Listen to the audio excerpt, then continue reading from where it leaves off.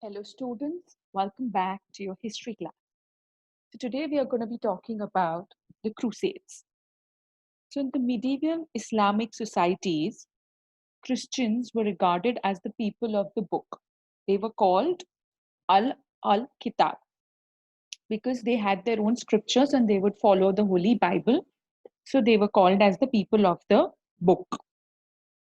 Christians were granted, they were given safe conduct, that is, Aman, while they ventured into the Muslim states as merchants, pilgrimages, ambassadors, and travelers. These territories also included the territories which were once held by the Byzantine Empire, notably the Holy Land of Palestine. Jerusalem was also conquered by the Arabs in 638, but it was always present in the Christian imagination as a place of Jesus' crucifixion and resurrection. So it was a very important factor that formed the image of Muslims in the Christian Europe. So Crusades is basically a war between the European Christians and Muslims. It took place between 11th to 12th centuries, and its main aim was to reconquer the Jerusalem, that is the Holy Land of Christians. Jerusalem was a part of the Byzantium Empire that was conquered by the Arabs in 638, but it protected the Christian community. So the hostility towards the Muslim world became more pronounced in the 11th century. Normans, Hungarians, and also some Slavs had already converted to Christianism, and now only Muslims became their enemy. There was also a change in the social and economic organization of Western Europe in the 11th century, which also contributed to the hostility between Christendom and the Islamic world. The clergy and the warrior class were making efforts to ensure political stability as well as economic growth based on agriculture and trade.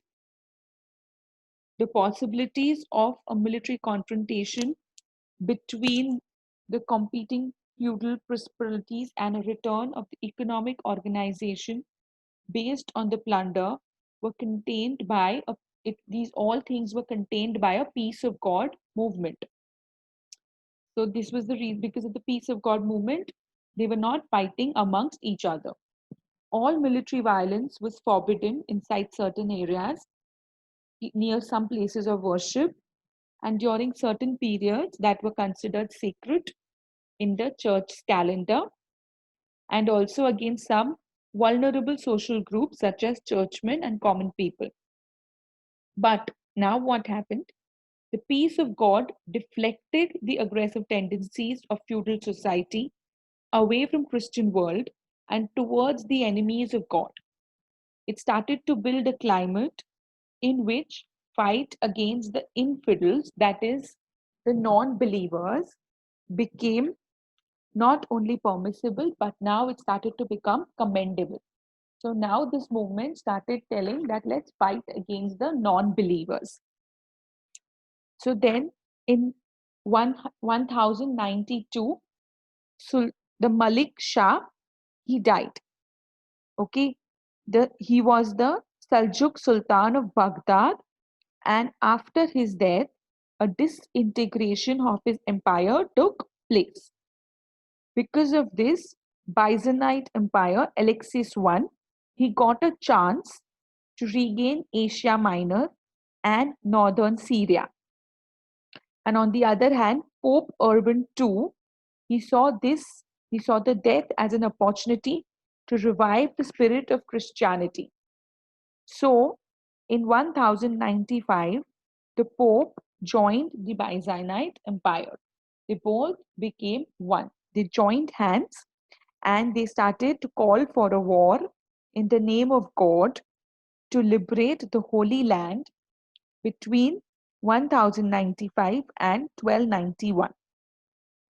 Now, the Western Europe Christians planned and fought the war against Muslim cities on the coastal plains of the eastern Mediterranean. These wars were called the Crusades.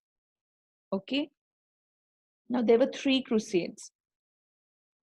So these wars started to be called as Crusades. These wars were taken over by two people, that is the Byzantine Emperor Alexius I and the Urban Pope II. They joined hands and they went for a war. Now there were three wars, three crusades. In the first crusade that stayed from 1098 to 99, soldiers from France and Italy is captured Antioch in Syria and then they claimed Jerusalem. Their victory, they won this war, and their victory was accompanied by the slaughter of Muslims and Jews in the city, chronicled by both Christians and Muslims. Muslims writer refer to this arrival of Christians as Frankish, as Frankish invasions, and the Franks quickly established four Crusader states in the region of Syria, Palestine. Collectively, these territories were known as Outremer, that means the land overseas. And later, crusades were directed at its defense and expansion. So after they took over Jerusalem, they later the crusades were directed to defend it and to expand it.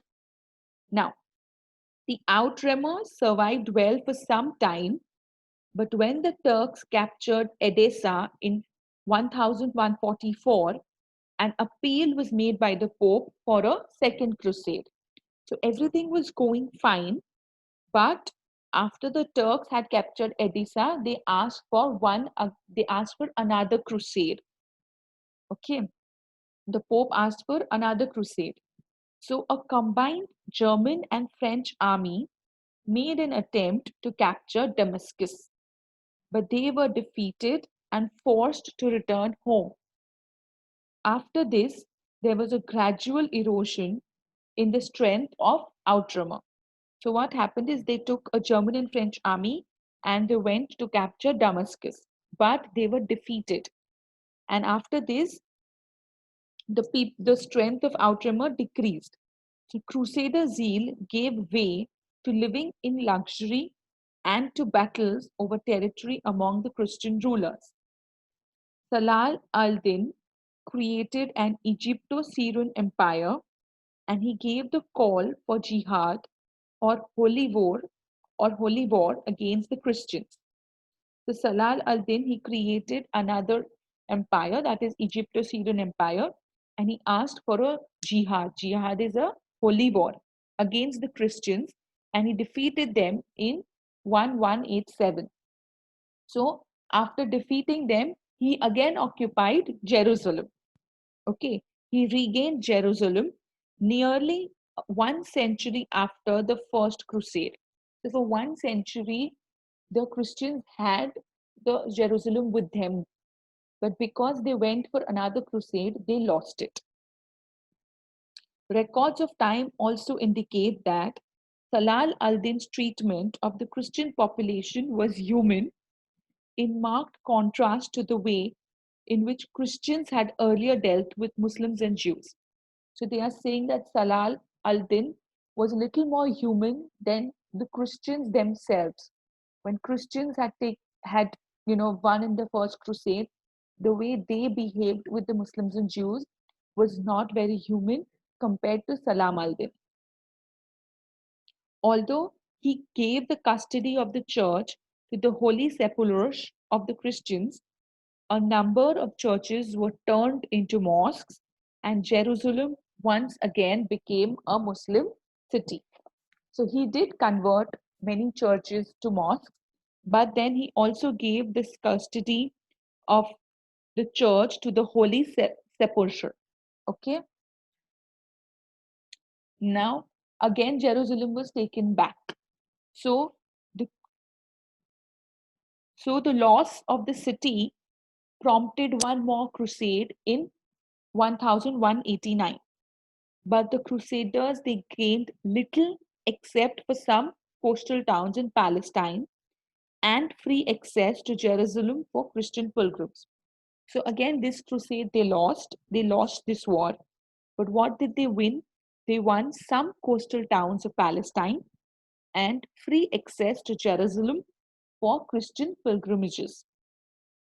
The Mamluks, that is the ruler of Egypt, finally drove the crusading Christians away from all the Palestine in 1291. Europe gradually lost the military interest in Islam. So, because of all this, now Europeans were not interested in Islam and they started to focus on the internal political and cultural development. The Crusades left a lasting impact on two Christian Muslim relations. So, what did the Christian leave? They left two consequences. There were two aspects. Okay, there were two major consequences on the Christian and Muslim relations. One was the harsher attitude of Muslim state towards its Christian subjects, and this resulted in the bitter memories of conflict as well as need for security in areas of mixed population. So now Muslim countries began to show rigid and hostile attitude towards their Christian subjects, especially in the areas where there was mixed population. The Crusades left a lasting impact on two, sorry, and the other one was the greater influence of Italian mercantile communities in the trade between East and West, even after the restoration of Muslim power. So there was more influence, increased influence of Italian mercantile communities in the trade between East and West, even after Muslim came to power. So these were the two consequences of crusades. Okay, before we go to urbanization, I would like to talk about the Franks in Syria. The treatment of the subjugated Muslim population. Okay, I'll show you this. It's in the textbook itself. I'll just share this with you. Okay, so we are going to talk about Franks in Syria. The treatments of the subjugated Muslim population differed amongst the various Frankish lords. The earliest of the Crusaders who settled down in Syria and Palestine were generally more tolerant of the Muslim population than those who came later. So basically, fine.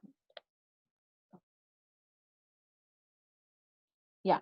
So what happened is the Muslims that were subjugated uh, got different kinds of treatment from different Frankish lords. Frankish are who? The Christians one. When the Christians had invaded Arabs, Arabs used to call them Frankish. The earliest of crusaders who settled in Syria and Palestine, they were more tolerant of the Muslim population than those who came later. In his memoirs, Usama ibn Munich, who was a 12th century Syrian Muslim, has something interesting to say about his new neighbors. Amongst the Franks, there are some who have settled down in this country and associated with the Muslims.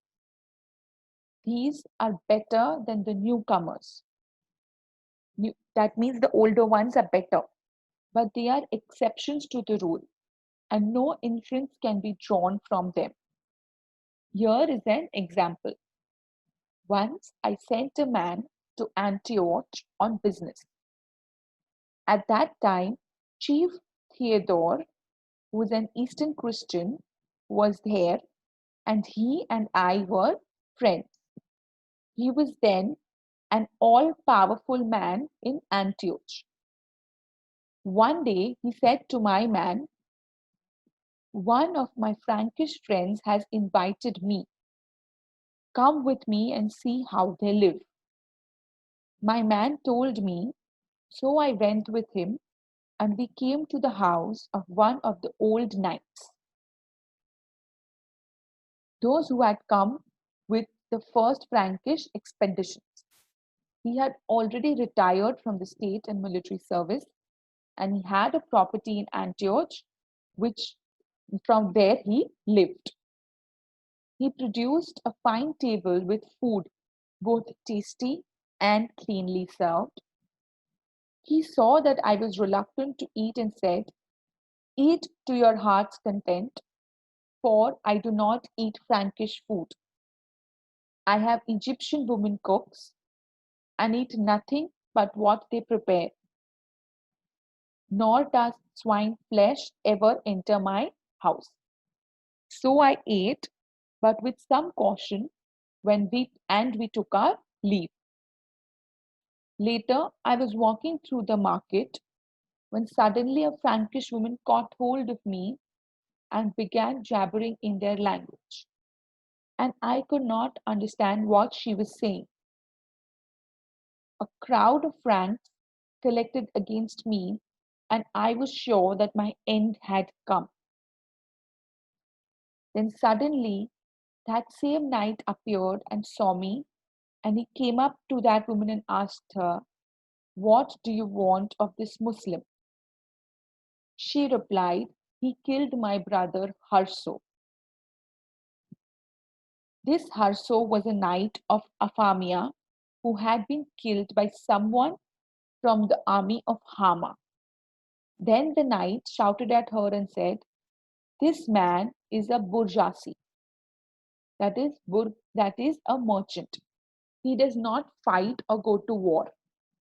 And he shouted at the crowd as they dispersed. Then he took my hand and went away. So, the effect of that meal that I had was to save me from death. It shows that how he was saved by a Frank, even after he denied to eat the food at the Frank's house. This picture over here is a Crusader castle in Syria, which is built during the Crusades. It was an important base to attack Arab controlled areas. The tower and aqueduct ducts were built by Muhammad Sultan Baybars when he captured it in 1271. Okay, so your homework will be to write about Crusades, all the three Crusades, and what would be your point of view. So, if you were a Christian, I want you all to write, do you think the Crusades was correct or not? You can write from either side, or you become a Muslim and you think how Crusades would affect you, or you become a Christian and think how the Crusades would affect you. I want you to write any one side of this story. Okay? So, with this, I come to an end. Next class, we will look at economy, agriculture, urbanization, and commerce.